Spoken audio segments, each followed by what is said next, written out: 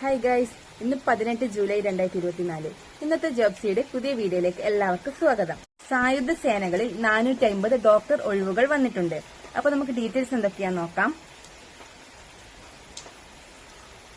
Armed forces medical സർവീസിൽ medical ഓഫീസർമാരെ തിരഞ്ഞെടുക്കുന്നു. ഷോർട്ട് സർവീസ് കമ്മീഷൻ വ്യവസ്ഥകൾ പ്രകാരമുള്ള നിയമനമാണ്. 450 ഒഴിവുണ്ട്. പുരുഷന് 338ഉം വനിതയ്ക്ക് 112ഉം. യോഗ്യത പറയുന്നത് MBBS പാർട്ട് 1 പാർട്ട് 2 പരമാവധി 2 അവസരങ്ങൾക്കുള്ളിൽ നേടിയിരിക്കണം.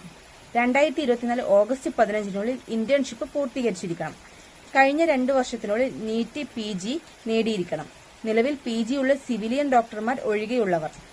മെഡിക്കൽ കൌൺസിൽ രജിസ്ട്രേഷൻ ഉണ്ടായിരിക്കണം.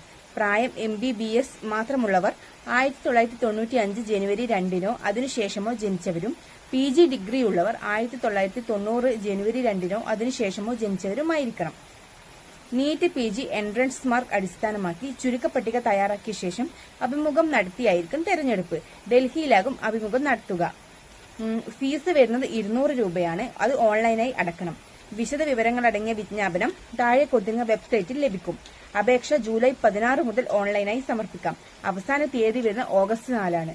അപ്പോൾ ഈ വീഡിയോ ഇത്രയേ ഉള്ളൂ. വീഡിയോ ഇഷ്ടമായെങ്കിൽ ലൈക്ക് ചെയ്യാനും നിങ്ങളുടെ ജോലി അന്വേഷിക്കുന്ന കൂട്ടുകാർക്ക് ഈ വീഡിയോ ഷെയർ ചെയ്യാനും ഇതുപോലുള്ള ജോലി ഒഴിവുകൾ അറിയുന്നതിന് ഈ പേജ് ഫോളോ ചെയ്യാനും മറക്കരുത്.